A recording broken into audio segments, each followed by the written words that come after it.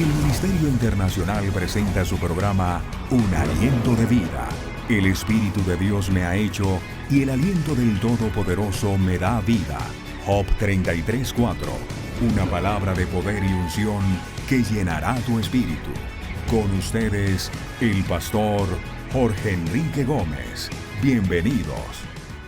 El tema de Hebreos tiene que ver con la superioridad de Cristo y por ello del cristianismo. Lo que pasa es que muchas veces no valoramos lo que Dios nos ha dado en la mano porque hacemos lo del perro cuando va pasando un arroyo. Cuenta la historia de un firulais que un día tomó un hueso de pollo. El hueso de pollo apenas le cabía entre el hocico. Y este firulais pasó por un arroyo, iba por encima del puente y vio el arroyo. Y cuando él pasaba vio que en el arroyo el hueso estaba más grande. Soltó el que tenía y rápido corrió y no le importó que le cayera al agua en su hueso. Y fue rápido a recoger el otro cuando se encontró con un espejismo. Así pasa con el cristianismo.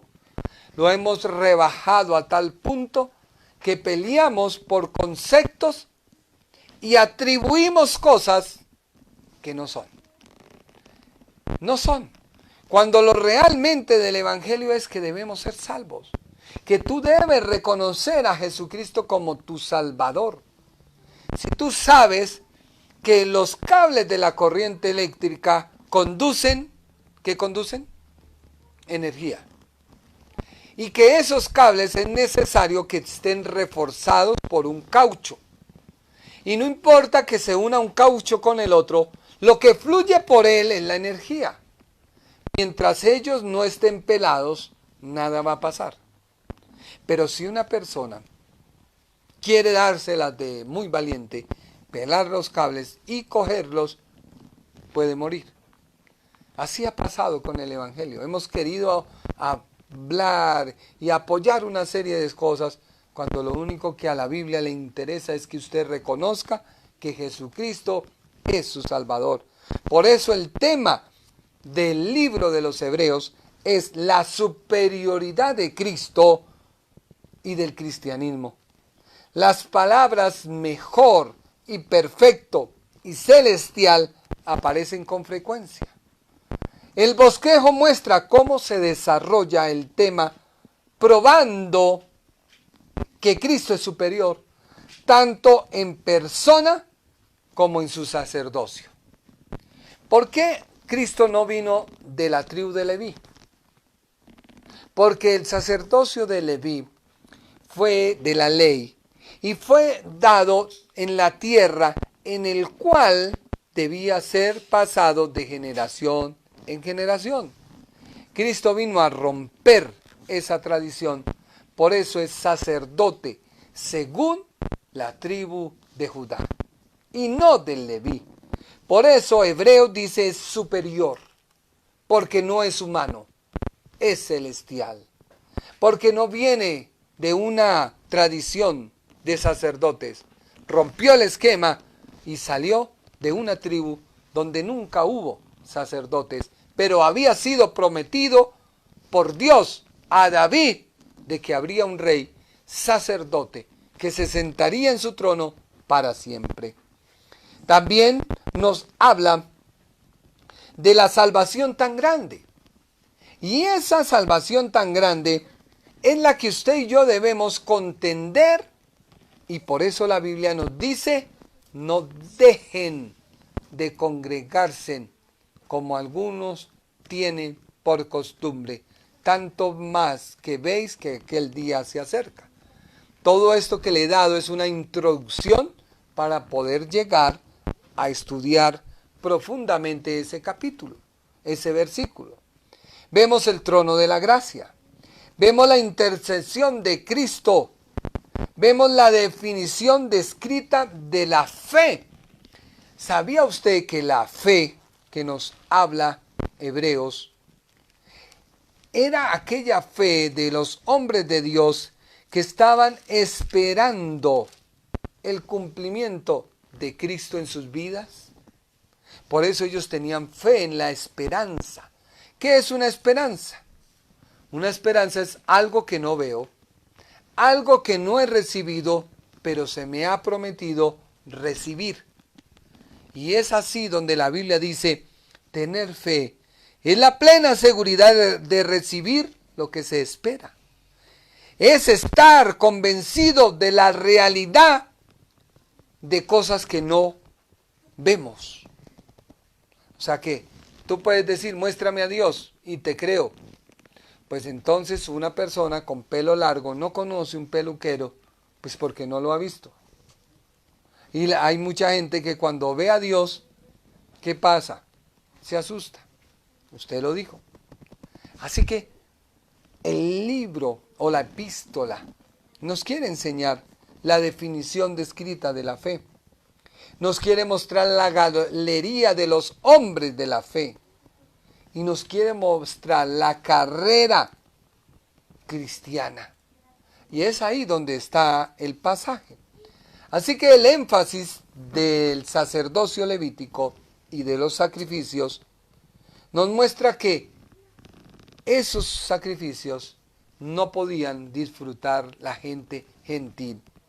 Cristo viene y rompe el esquema y entran judíos, griegos, romanos. Para todos se ha extendido el mensaje de salvación. Así que una interpretación apropiada de esta epístola requiere el reconocimiento por lo menos de tres grupos distintos de judíos: creyentes, incrédulos que estaban atraídos por el evangelio. Son grupos diferentes. Creyente es aquel que reconoce, que ya tiene una fe cimentada. Incrédulos que están intelectualmente convencidos de que el evangelio es el de Dios, pero no lo siguen, porque con sus acciones y su boca lo niegan. Y los incrédulos que están atraídos por el evangelio y la persona de Cristo, porque no tienen una convicción de acercarse a Él, son los que se encuentran en la en la epístola a los hebreos. El grupo primario a quien el autor se dirige fueron a los hebreos cristianos que sufrían el rechazo y la persecución por parte de sus compatriotas judíos. ¿Dónde está eso? Pues en Hechos de los Apóstoles, versículo 10 del 32 al 34, que dice así la palabra de Dios. Hebreos 10, 32 al 34. Pero recuerden ustedes los tiempos pasados. Ya les expliqué qué era lo que el autor tenía en mente. Cuando acababan ustedes de recibir la luz y soportaban con fortaleza los sufrimientos de una gran lucha, o sea, la persecución. Algunos de ustedes fueron insultados, otros maltratados públicamente. Y es que la religión eso hace. Si yo no me ciño al concepto de otra persona que plasmó su modelo de vida, él, pero yo no encajo, pues soy un hereje. Y qué tristeza, porque la Biblia enseña otra cosa. ¿Quién es el que juzga? Dios. Pero también si alguien está cometiendo el error, pues yo debo mostrarle por la palabra, no por mis argumentos, que está en un error. Así que estos hebreos sufrían el maltrato y los insultos públicos, y otros se unieron en el sufrimiento con los que fueron tratados así.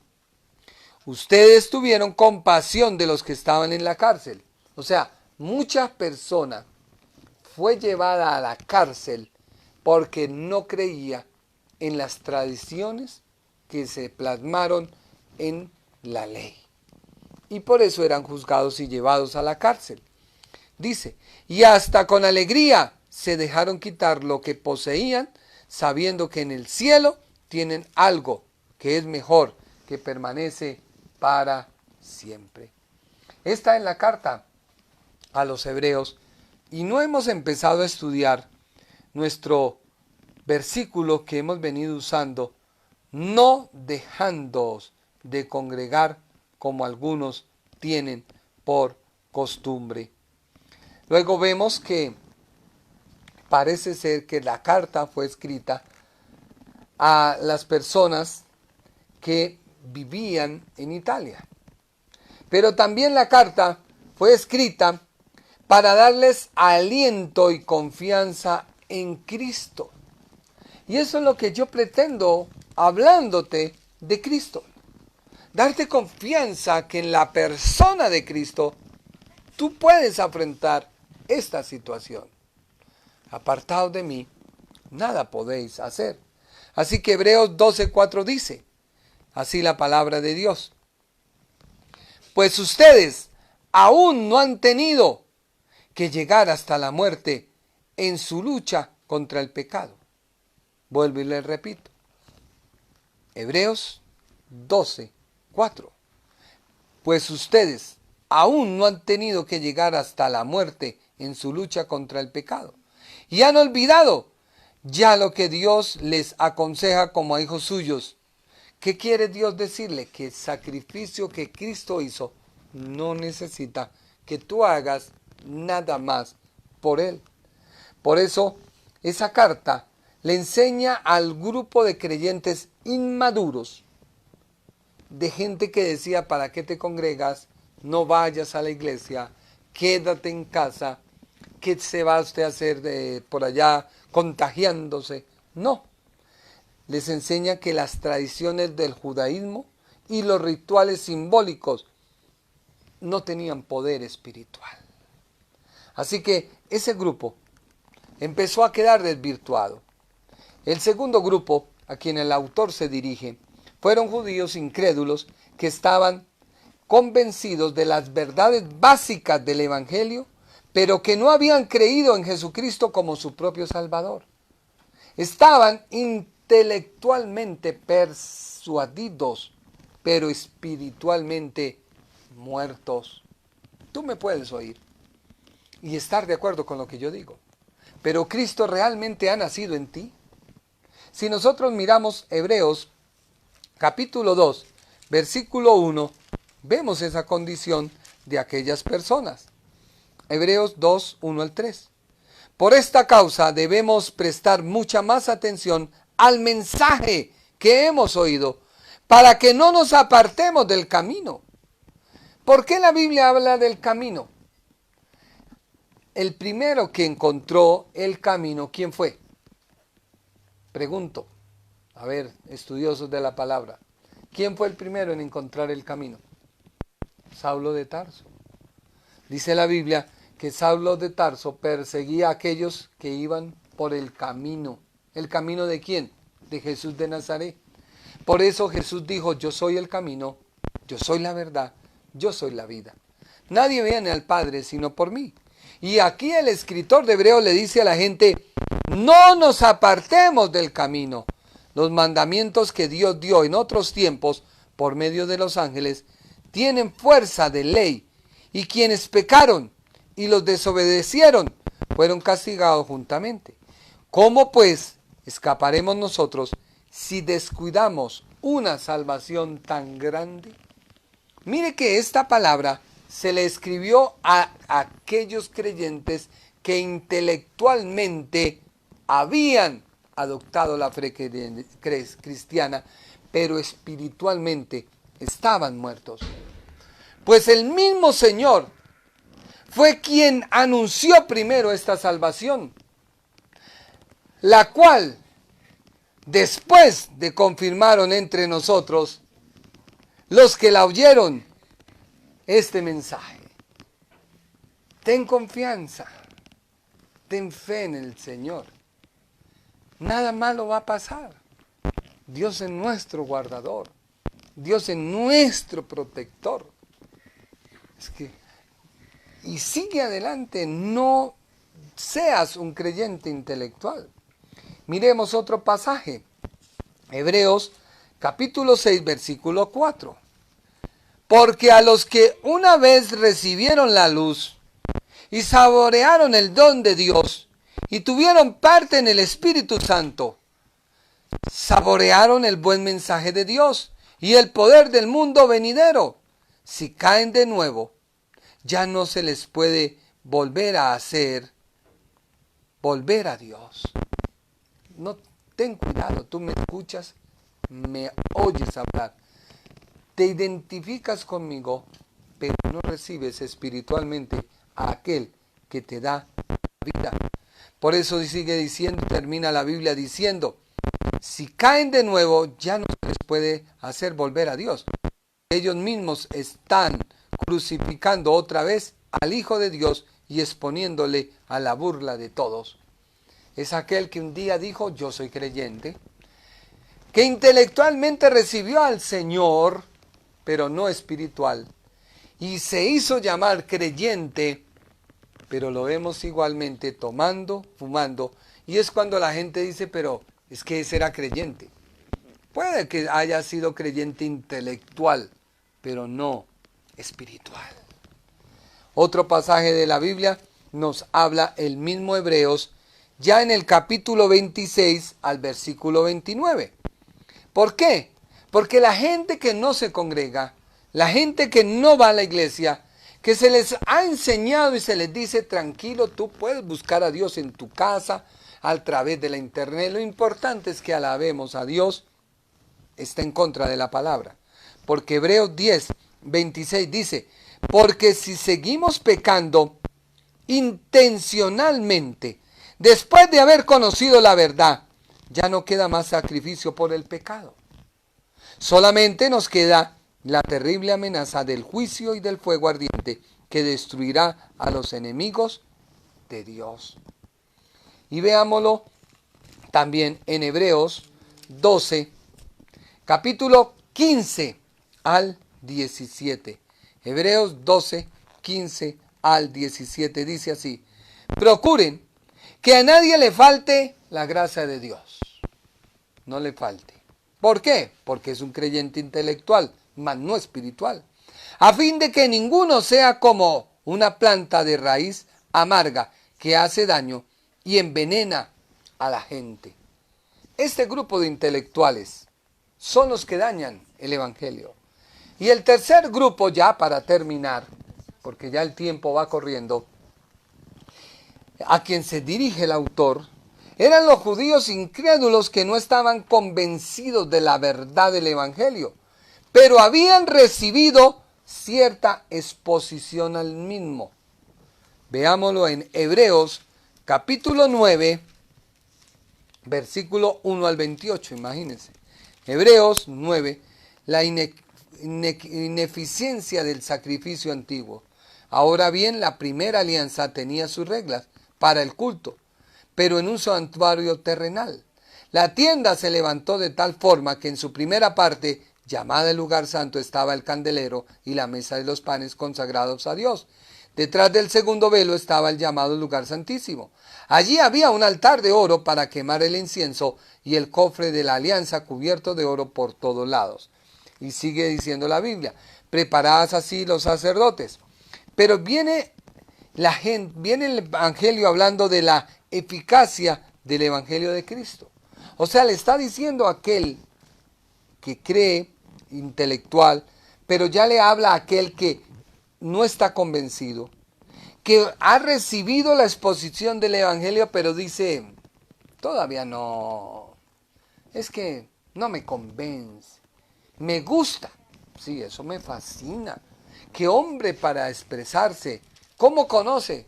Pero es que todavía no estoy seguro, no estoy preparado.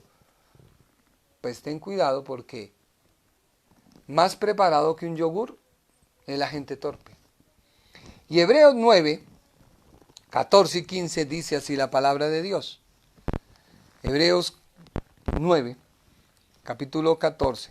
Pero si esto es así, ¿cuánto más poder tendrá la sangre de Cristo?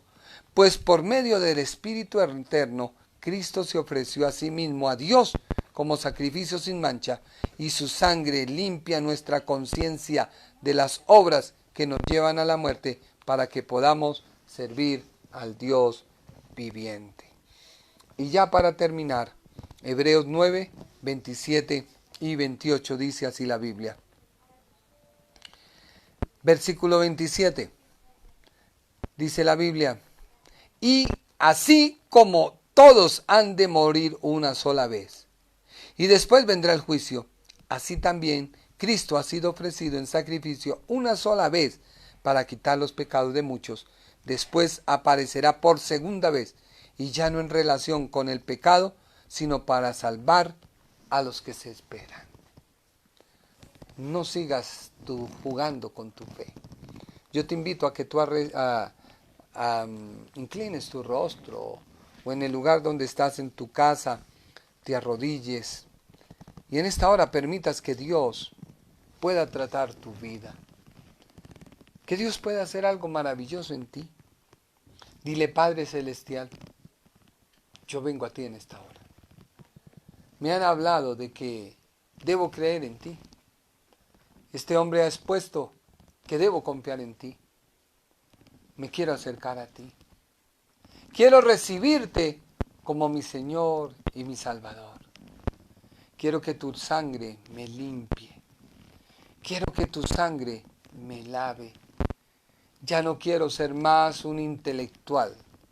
Ya no quiero ser más un incrédulo que se le ha expuesto la palabra y se le ha hablado y digo, todavía no me convence. Tengo que estar seguro porque todo se ha cumplido. Todo se está cumpliendo. Ya anuncian de naves, anuncian de ovnis, anuncian de objetos. Y esto es una antesala para que el día de mañana, cuando la iglesia del Señor sea arrebatada, se digan que son ovnis y extraterrestres. Dile: Señor, yo quiero verdaderamente tener un encuentro contigo. Yo quiero conocerte. Yo quiero realmente acercarme a ti. Que toda ansiedad salga de mi vida. Que toda preocupación salga de mi vida. Y que tú puedas entrar a mi corazón. Señor Jesús, te quiero invitar. Pero no te quiero invitar como el intelectual. No te quiero invitar como el incrédulo que cree. Te quiero invitar como verdaderamente un creyente que hoy cree que tú eres su Salvador, que tú eres su Señor, que tú eres su ayudador. Padre, me entrego a ti. Padre, confío en ti. Padre, estoy seguro de que si te recibo a ti, mi vida cambiará. Dile: Señor, entra a mi vida. Señor, entra a mi vida. Señor, entra a mi mente. Dile: Señor, entra a mi mente. Yo quiero recibirte con mi mente. Quiero recibirte con mi consciente. Quiero recibirte con mi subconsciente. Porque muchas veces el consciente y el subconsciente nos engaña de la realidad que vemos o apreciamos. Y cuando la llegamos a conocer, nos avergonzamos. Dile: Señor, yo quiero entenderte. Yo quiero conocerte. Yo quiero sentir paz. Yo quiero sentir tranquilidad. Yo quiero sentir tu presencia. Aunque todo el mundo tenga prendido su termómetro espiritual, yo no quiero ser medido por ellos, sino quiero ser verdaderamente que tú vengas a mi vida, que seas tú entrando a mi corazón, que seas tú entrando a mi ser, que seas tú transformándome, que seas tú renovándome, que seas tú poniendo en mi vida ese querer como el hacer, y que yo pueda reconocer que verdaderamente he pasado de muerte a vida en Jesucristo. Gracias, Señor Jesús, por ese don de tu salvación. Dile: gracias, Señor Jesús, porque hoy estaré tranquilo. Si tú vienes por mí, estaré listo para que me lleves. Si tú vienes por mí, estaré listo para que me llames. Ya no tendré zozobra de qué pasará. Ya no tendré zozobra de qué va a suceder. Ya no tendré zozobra si implantan el chip o no lo implantan. Si es la vacuna o no es la vacuna. Tu palabra me dice que tú me guardarás en completa paz, porque hoy te he recibido a ti en mi corazón y he creído que tú eres el Cristo, el Hijo del Dios viviente. Si tú has hecho esta oración, yo te invito para que en esta hora cierres tus ojos y yo pueda orar por ti. Padre Celestial, te doy gracias por tu palabra. Yo te pido que este mensaje llegue a miles y miles de personas. Y todas aquellas que han escuchado, yo te pido que haya una transformación en su vida. Yo te pido, Señor, que ellos pasen de muerte a vida. Y que este mensaje no quede, Padre, ahí en el papel. Que no quede ahí, Señor, en solo este compartir. Sino que miles y miles lo puedan reproducir y ser salvos. Porque son pocos los que se salvan y son muchos los que se pierden. Pero permite, Señor, que hoy los que te recibieron a ti entren en esos pocos, Señor. Padre, yo clamo por ellos. Clamo por paz para sus vidas. Clamo por tranquilidad. Clamo, Padre Celestial, para que tu maravilloso Espíritu Santo venga y reine en ellos. En el nombre de Jesús. Amén y amén. Gracias por su sintonía. Para mí es un agrado poder estar contigo y hoy te digo, Dios te bendiga. La mejor decisión es que tú puedas venir a Jesucristo y puedas conocer al Dios de la Biblia, al autor de la Biblia. Que Dios te bendiga, que Dios te guarde. Fue un privilegio poder compartir contigo hoy la palabra de Dios. El Ministerio Internacional presentó su programa Un Aliento de Vida. Venid a mí los que estáis trabajados y cargados, y yo os haré descansar. Mateo 11:28. Un aliento de vida. Una palabra de poder y unción que llenará tu espíritu.